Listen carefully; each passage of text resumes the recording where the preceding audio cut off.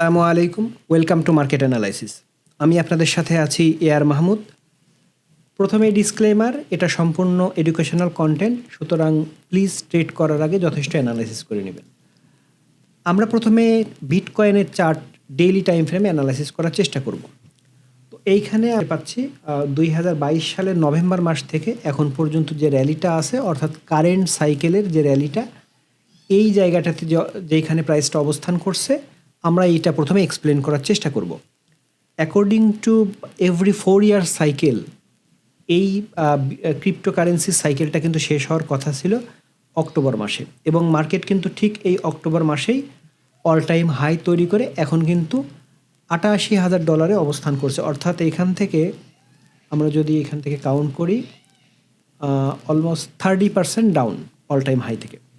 তো এখন এই জায়গা থেকে কি মুভ হতে পারে? এই সাইকেলটা যদি এক্সটেন্ড না করে, অর্থাৎ প্রিভিয়াস সাইকেল অনুযায়ী যদি মুভ করে, সেক্ষেত্রে কিন্তু মার্কেট এইখান থেকে এনাফ কারেকশন করবে, এবং আমরা শেষে বলবো যে এটা মূলত কি মাস পর্যন্ত কন্টিনিউ করতে পারে ডাউন সাইডে। আগে আমরা এই প্যাটার্নটা অ্যানালাইসিস করে নিব, এবং এইখানে যেটা করতে চাচ্ছে সেটা হলো, এইখানে আমরা দেখতে পাচ্ছি একটা লেফট শোল্ডার তৈরি করছে এবং রাইট একটা হেড তৈরি করছে, এবং এইখান থেকে দেখতে পাচ্ছি রাইট সাইডে একটা রাইট শোল্ডার তৈরি করেছে।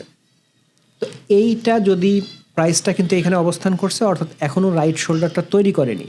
প্রাইসটা যদি এই জায়গা থেকে, এই লেভেল থেকে রিজেক্ট করে, তাহলে কিন্তু তখন এই প্যাটার্নটা অ্যাক্টিভ হয়ে যাবে, এবং according to head and shoulder pattern, according to previous cycle, market কিন্তু তখন এইখানে লার্জ স্কেলে কারেকশন শুরু করবে।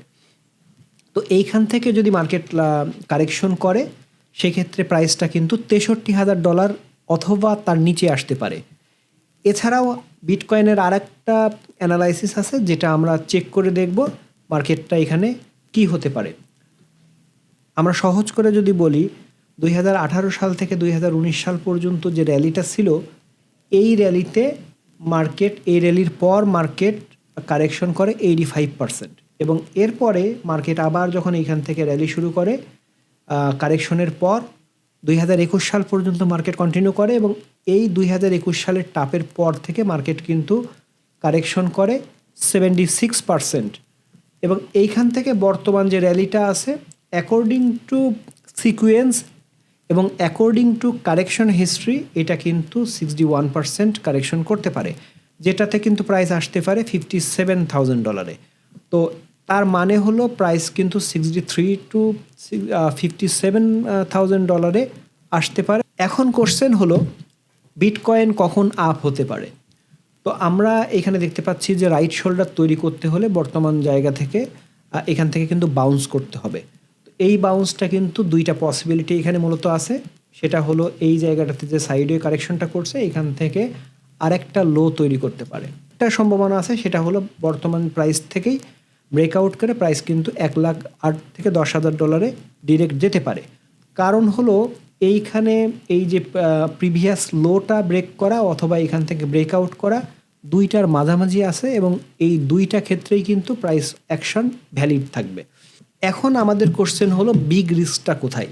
বিগ রিস্কটা হলো, আমরা অলরেডি এটা কিন্তু এক্সপ্লেন করে ফেলেছি, রাইট শোল্ডার থেকে প্রাইসটা যদি ডিক্লাইন করে, তাহলে কিন্তু প্রাইস এখান থেকে যে এই যে $63,000, আমরা সেক্ষেত্রে কিন্তু এই উইং থেকে প্রায় 40% প্লাস ডাউন সাইডে মুভমেন্ট দেখতে পেতে পারি, এবং এই জায়গাটা থেকে আপনি যদি টাকাটা হারান, সেক্ষেত্রে কিন্তু আপনার দীর্ঘকাল আপনার এই পজিশনটা নেগেটিভ থেকে যাবে। এরপরের যে গুরুত্বপূর্ণ কোশ্চেন, সেটা হলো, এই সাইকেলের টাইম টার্গেটটা কোথায়, কী মাস নাগাদ মার্কেট বটম তৈরি করতে পারে? আর সেক্ষেত্রে অ্যান্সারটা হলো, 2026 সালের অক্টোবর মাসে এখানে বটম তৈরি করতে পারে according to past cycle.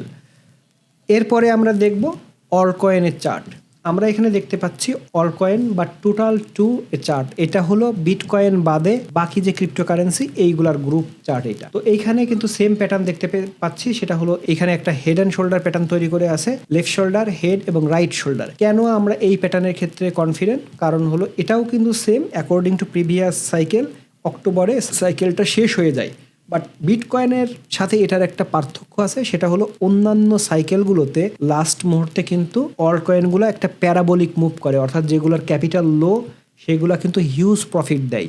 But এই সাইকেলে অল্ট কয়েনগুলা প্রফিট দিলেও সেই যে প্যারাবোলিক মুভমেন্ট এটা কিন্তু এখনো হয়নি। এজন্য অনেক ট্রেডার কিন্তু হোপ করে আছে যে মার্কেট এখান থেকে আরেকটা র্যালি করবে, তারপরে তারা প্রফিট নিয়ে বের হয়ে যাবে। অনেস্টলি স্পিকিং লুক লাইক এটার সাইকেল শেষ হয়ে গেছে এবং এটা সমূহ সম্ভাবনা আছে এখানে according to this pattern $1 trillion to $937 billion ক্যাপিটালে যেতে পারে, অর্থাৎ সেম অ্যাজ লাইক বিটকয়েন।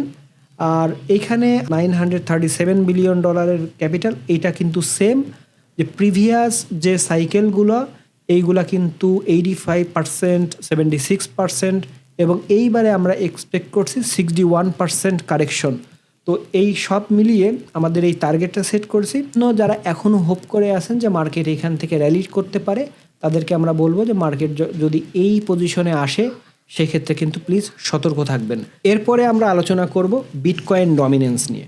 তো বিটকয়েন ডমিনেন্স মূলত টোটাল ক্রিপ্টোর উপরে বিটকয়েনের আধিপত্য। এইটা আসলে মূলত কী কাজে লাগে, কারণ গত সাইকেলগুলোতে যখনই অল্ট কয়েনগুলো প্রচুর মুভ করেছে তখন এই বিটকয়েন ডমিনেন্স ডাউন সাইডে হিউজ মুভ করেছে। তো এইখানে আমরা দেখতে পাচ্ছি যে এই সাইকেলে বিটকয়েন ডমিনেন্স তার ট্রেন্ড লাইন ব্রেক করলেও এটা কিন্তু হিউজ ড্রপ করেনি। তো যার কারণে অল্ট কয়েনগুলোও কিন্তু অনেক বেশি মুভ করেনি। কিন্তু এইখানে আমরা একটা প্যাটার্ন দেখতে পাচ্ছি, সেটা হলো এখানে একটা বিয়ার ফ্ল্যাগ তৈরি করে আছে ব্রেকডাউনের পর। এই বিয়ার ফ্ল্যাগ যদি অ্যাক্টিভ হয় তাহলে এই লাইনের কাছাকাছি বা এই লাইনটা ব্রেক করতে পারে।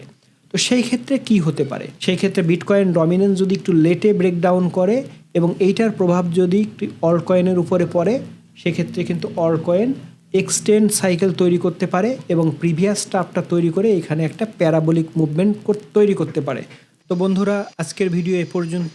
সবাই ভালো থাকবেন। প্লিজ আপনাদের ওপিনিয়ন কমেন্ট বক্সে জানাবেন, অন্যদের দেখার সুবিধার্থে ভিডিওটা শেয়ার করে দিবেন এবং আপনাদের ক্যাপিটাল প্রোটেক্ট রাখবেন। সবাই ভালো থাকুন। আসসালামু আলাইকুম।